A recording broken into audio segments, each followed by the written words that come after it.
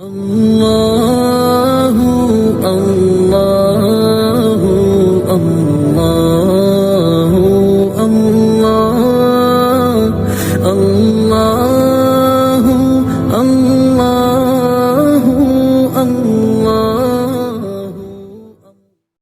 نحمده ونصلي على رسوله الكريم اما بعد فاعوذ بالله من الشيطان الرجيم بسم الله الرحمن الرحيم والعصر ان الانسان لفي خسر الا الذين آمنوا وعملوا الصالحات وتواصوا بالحق وتواصوا بالصبر۔ صدق اللہ مولانا العلی العظیم۔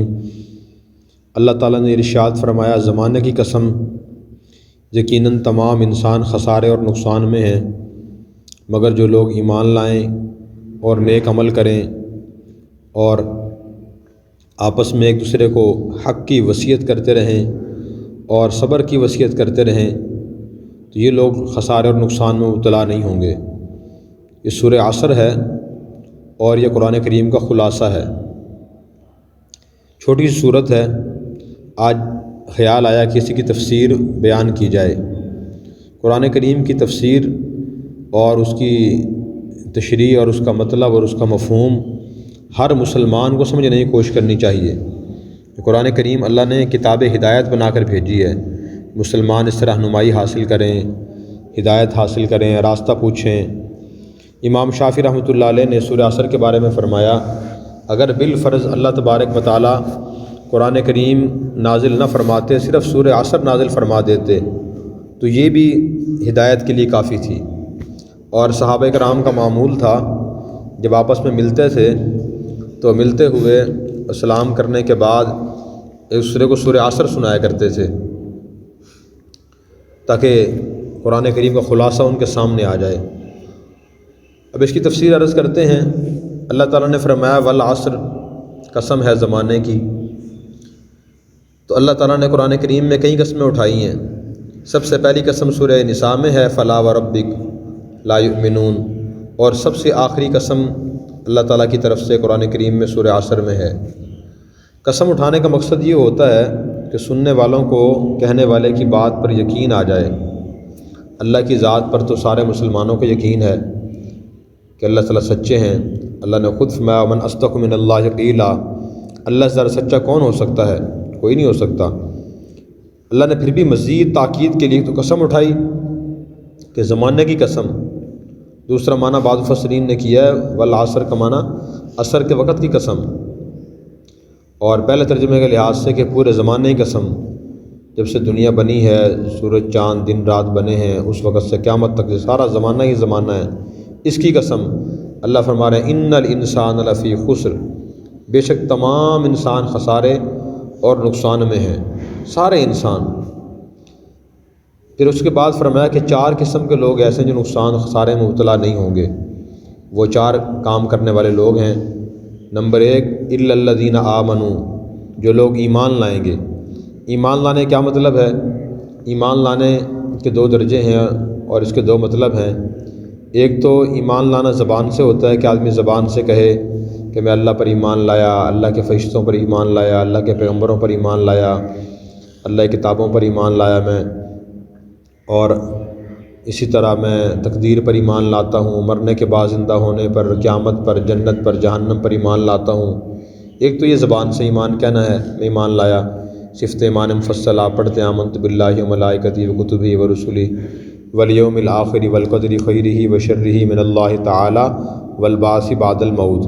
ایک تو یہ ہے ایمان کا زبان سے اقرار اور اظہار ہے۔ یہ ایمان لانے کا پہلا قدم، پہلی سیڑھی ہے۔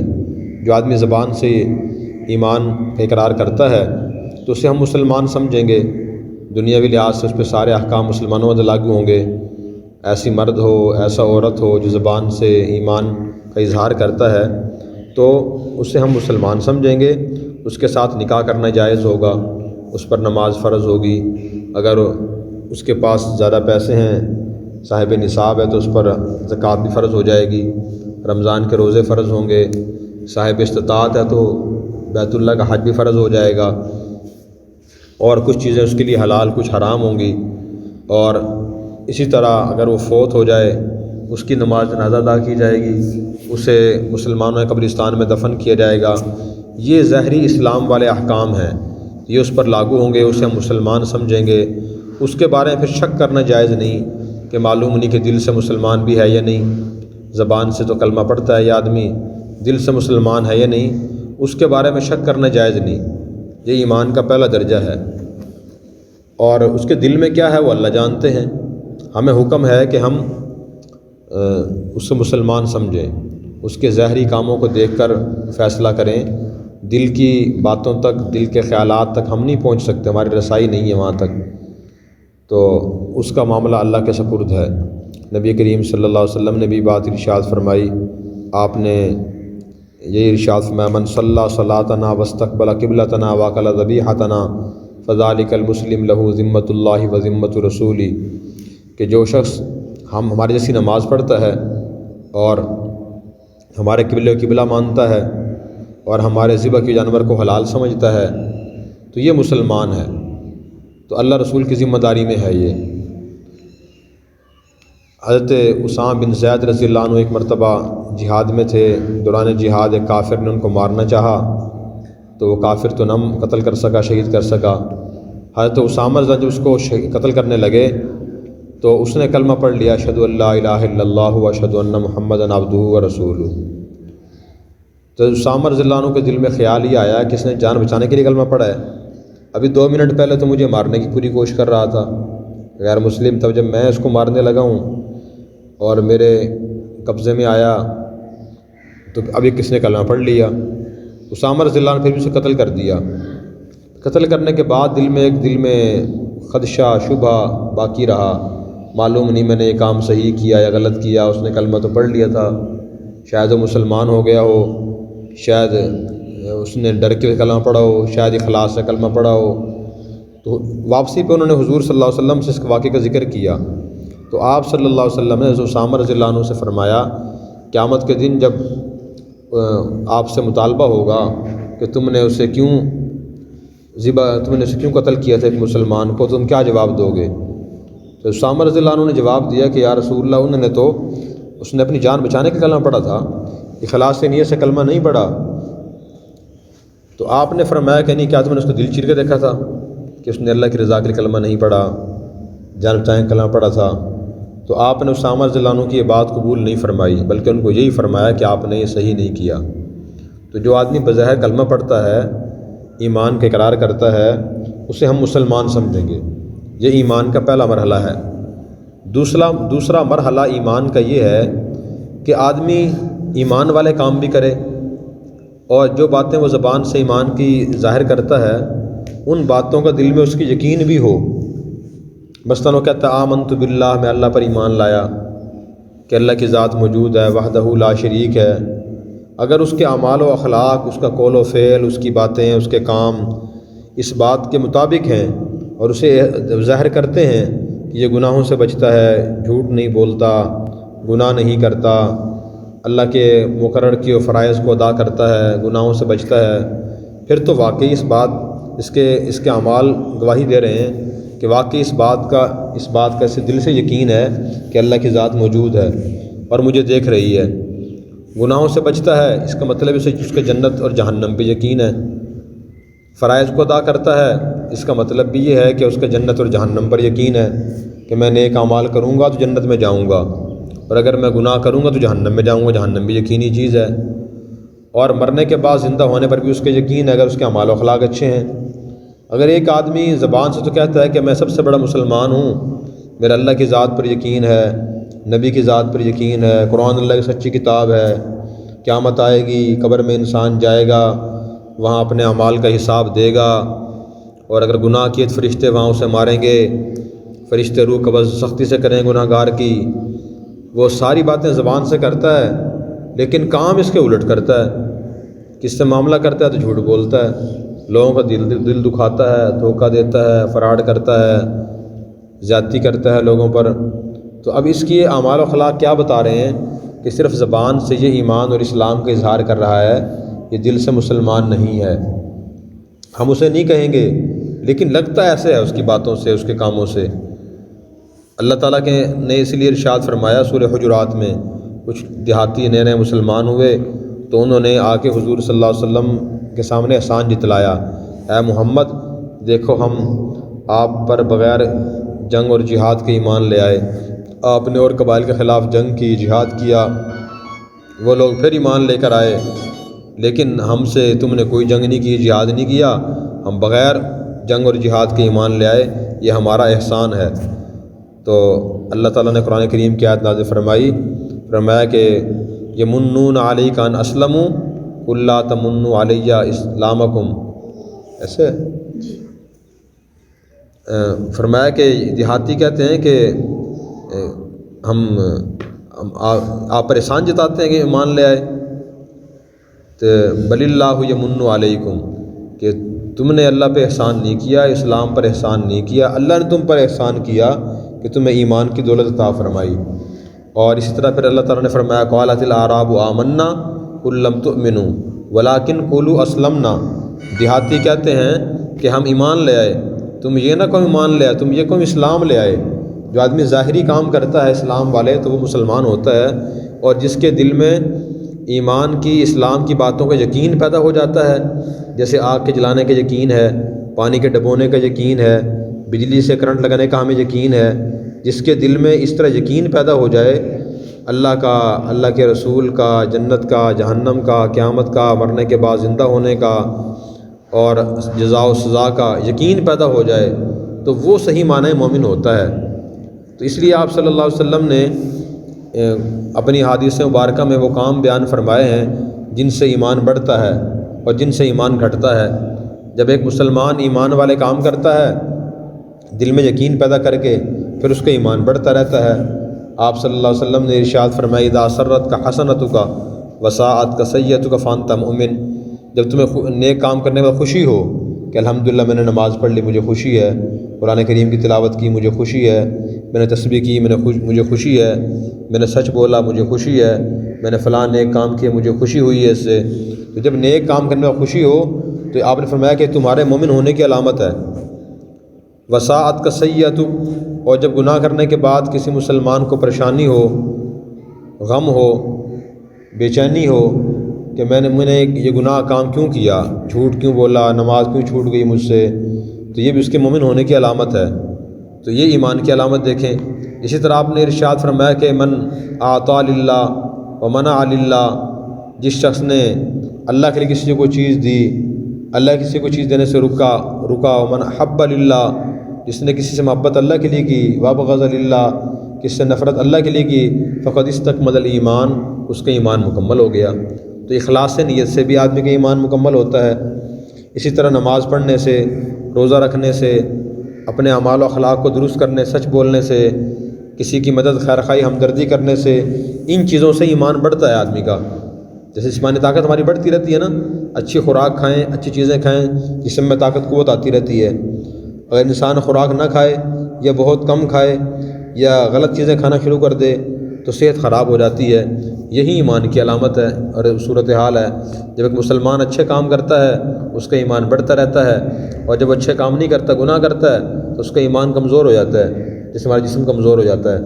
تو اس لیے اللہ تعالیٰ فرما رہے ہیں کہ پہلی قسم کے لوگ وہ ہیں جو کامیاب ہوں گے، الذین آمنوا، جو لوگ ایمان لائیں گے، اللہ کی باتوں پر یقین کریں گے، نبی کی باتوں پر یقین کریں گے اور گناہوں سے بچیں گے، تو یہ لوگ کامیاب ہوں گے۔ تو ہمیں ایمان کی پوری کوشش کرنی چاہیے۔ آج اکثر ایمان خطرے میں رہتا ہے، خطرے میں اس لیے رہتا ہے کہ اکثر مسلمان ایسی باتیں کہہ دیتے ہیں جن سے اسلام کسی کا مذاق اڑتا ہے۔ مثلاً پردے کا مذاق اڑانا، حالانکہ پردہ، عورت کے لیے پردہ کرنا اللہ کا حکم ہے۔ قرآن کریم میں اللہ تعالیٰ نے فرمایا وَإِذَا سَأَلْتُمُوهُنَّ مَتَاعًا فَاسْأَلُوهُنَّ مِن وَرَاءِ حِجَاب، سورہ حجرات، سورہ احزاب 22ویں پارے میں اللہ نے فرمایا اے مرد، جب تم عورتوں سے کوئی چیز مانگو، اجنبی عورتوں سے، تو پردے کے پیچھے سے مانگو۔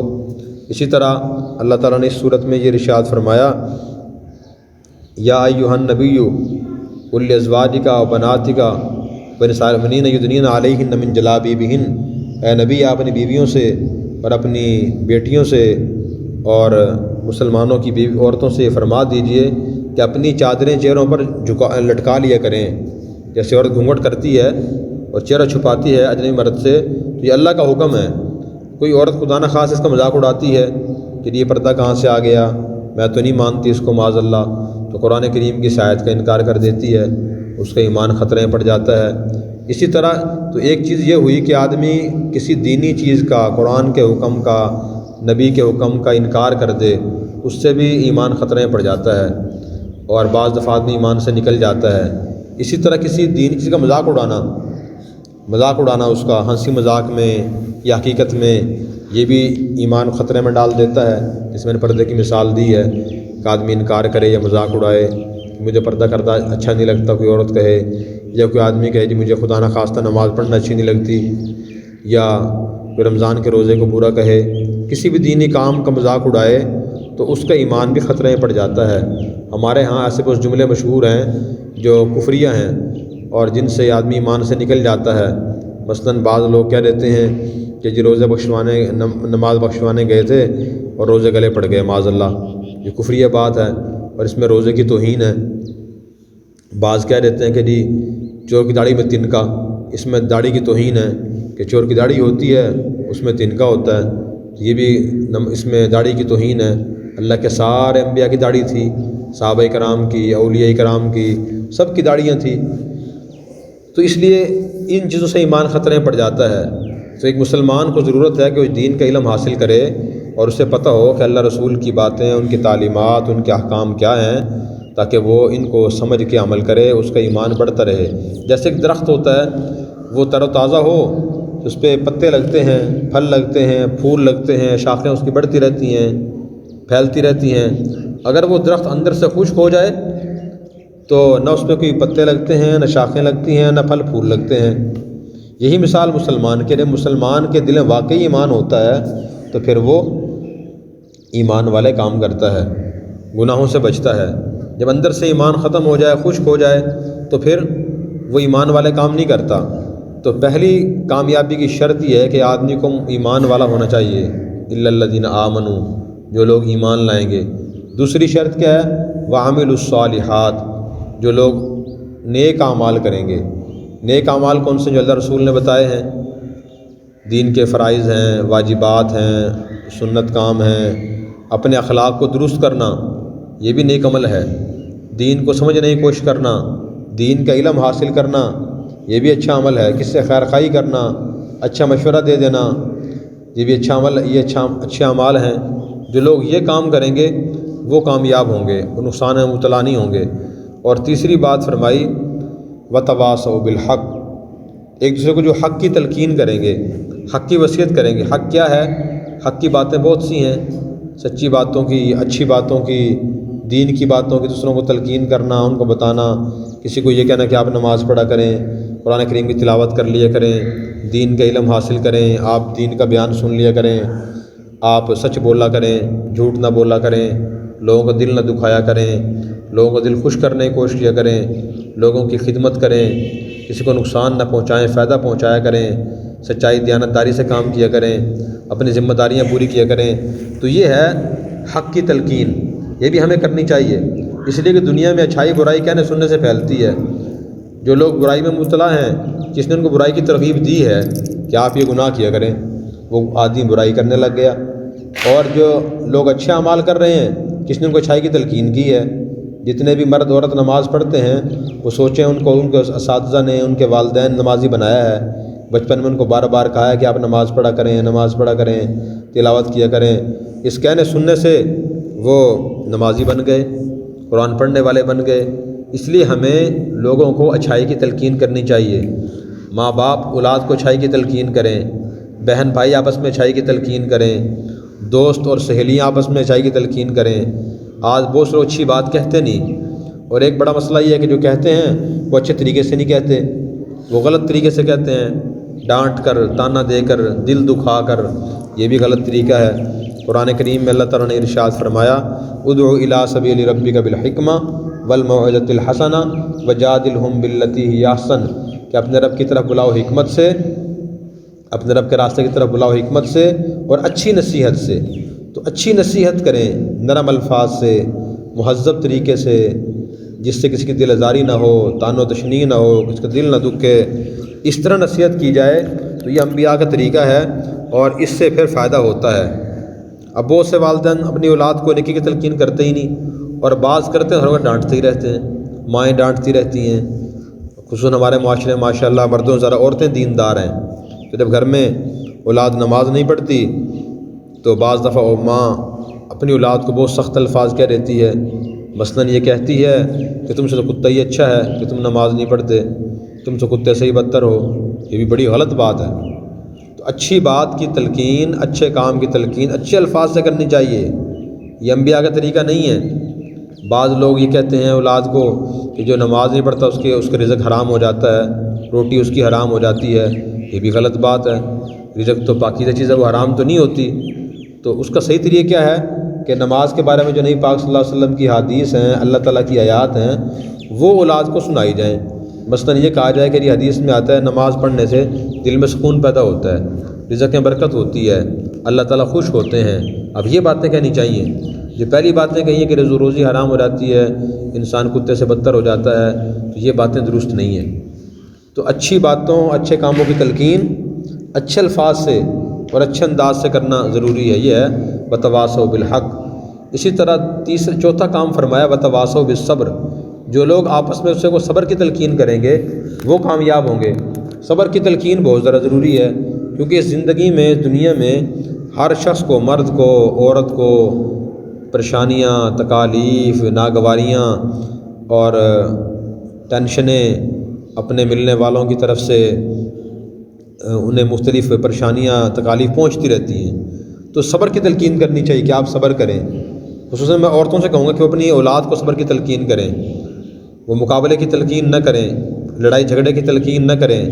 اگر کسی عورت، شادی شدہ عورت کوئی پریشانی میں مبتلا ہے اپنی ساس کی وجہ سے، اپنے دیور کی وجہ سے، شوہر کی طرف سے، نند کی طرف سے، کسی اور طرف سے، تو اس کے جو متعلق عورتیں ہیں، اس کی خالہ ہے، اس کی ممانی ہے، اس کی چچی ہے، اس کی والدہ ہے، اس کی بہنیں ہیں، اس کی بھابیاں ہیں، وہ اس کو صبر کی تلقین کریں کہ آپ صبر کریں، اللہ تعالیٰ آپ کو اجر دے گا۔ قرآن کریم میں اللہ نے فرمایا کہ وَاسْتَعِینُوا بِالصَّبْرِ وَالصَّلَاةِ، کہ تم صبر اور نماز کے ذریعے مدد حاصل کرو۔ یہ آیت سنائیں، ایک اور آیت سنائیں اِنَّ اللَّهَ مَعَ الصَّابِرِينَ، بے شک اللہ تعالیٰ صبر کرنے والوں کے ساتھ ہیں۔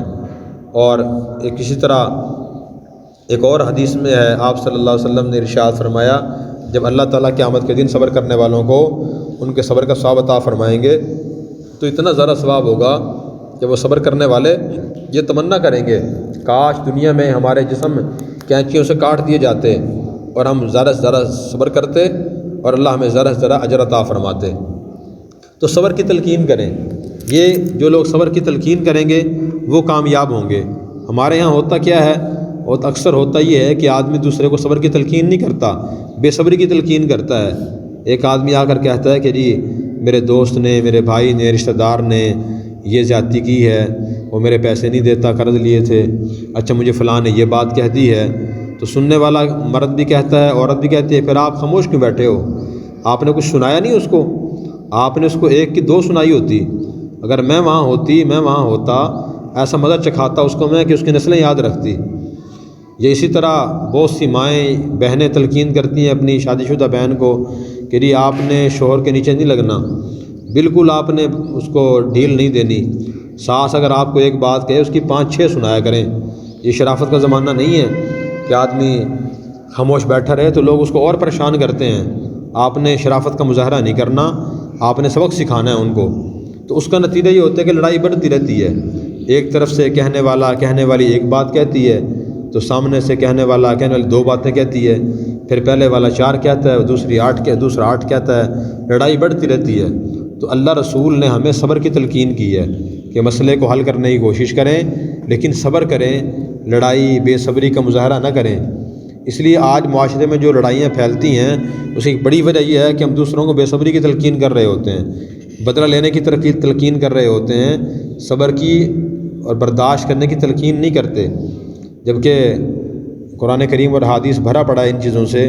اللہ کے نبی صلی اللہ علیہ وسلم زندگی دیکھیں کہ اللہ کے نبی اور صلی اللہ علیہ وسلم کو اور صحابہ کرام کو اور ان سے پہلے انبیاء کو کتنا لوگوں نے پریشان کیا، تو انہوں نے صبر ہی کیا، حتی الوصا صبر کیا۔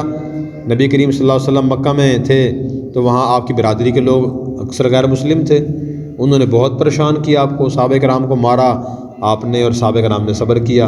حضور صلی اللہ علیہ وسلم اور صحابہ کرام مدینہ گئے تو وہاں منافقین تھے، وہ سازشیں کرتے تھے، الٹے غلط ناموں سے پکارتے تھے صحابہ کرام کو، حضور کو، اسلام پہ قرآن پہ اعتراض کرتے تھے بار بار، اور ساتھ بیٹھتے بھی تھے، حضور کے ساتھ مجلس میں بیٹھتے تھے، سفر میں ساتھ ہوتے تھے، جہاد میں ساتھ ہوتے تھے، لیکن آپ صبر فرمایا کرتے تھے۔ اس لیے قرآن کریم یہ کہہ رہا ہے وتواصوا بالصبر، جو لوگ صبر کی تلقین کریں گے وہ کامیاب ہوں گے، جو بے صبری کی تلقین کریں گے وہ کامیاب نہیں ہوں گے۔ اس لیے ہمیں اللہ کی اس بات پر یقین ہونا چاہیے، اور جہاں بھی کوئی ایسا ناگوار واقعہ پیش آئے صبر کی تلقین کریں۔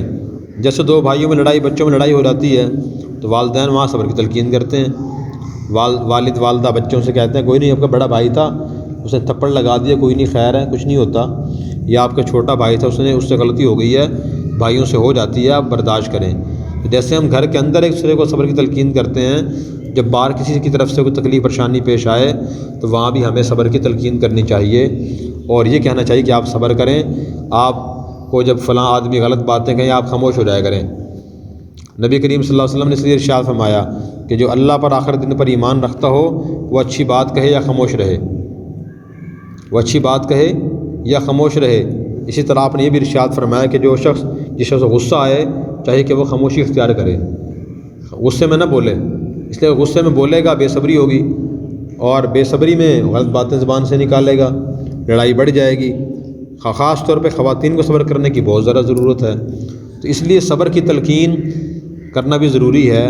تو خلاصہ یہ ہوا کہ اللہ تعالیٰ نے سورہ عصر میں یہ فرمایا کہ سارے انسان نقصان میں مبتلا ہیں، خسارے میں مبتلا ہیں، دین کے لحاظ سے بھی دنیا کے لحاظ سے بھی۔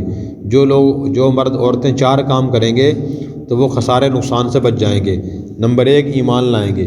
ایمان کا مطلب اللہ رسول کی باتوں کو جان کر، ان کو پڑھ کر اپنے دل میں بٹھانا، ان پر یقین کرنا، ان کے مطابق عمل کرنا، یقین کرنا، یہ ہے ایمان لانا۔ نمبر 2 وعملوا الصالحات، ان باتوں پر عمل بھی کریں گے وہ۔ نمبر 3 وتواصوا بالحق، ایک دوسرے کو حق کی، سچی بات کی، حق بات کی تلقین کریں گے، جھوٹ نہیں سکھائیں گے، جھوٹی باتیں نہیں سکھائیں گے۔ اور نمبر 4 وتواصوا بالصبر، آپس میں صبر کی تلقین کریں گے، بھی صبر کیا کرو، صبر کیا کرو، بے صبری نہ کیا کرو۔ یہ 4 قسم کے لوگ کامیاب ہوں گے، اس کے علاوہ سب لوگ ناکام ہوں گے۔ اللہ تبارک و تعالی ہمیں سورہ عصر کی تفسیر جان کر، سمجھ کر، دل میں بٹھا کر اخلاص سے نیت سے عمل کرنے کی توفیق عطا فرمائے۔ وآخر دعوانا ان الحمد للہ رب العالمین۔ اور اگر آپ نے ابھی تک ہمارا چینل سبسکرائب نہیں کیا تو فوراً سبسکرائب کیجئے، ساتھ ہی بیل آئیکن پر کلک کریں تاکہ مزید آنے والی ویڈیو ہے وہ آپ کو وقت پر ملتی رہیں۔ اللہ حافظ۔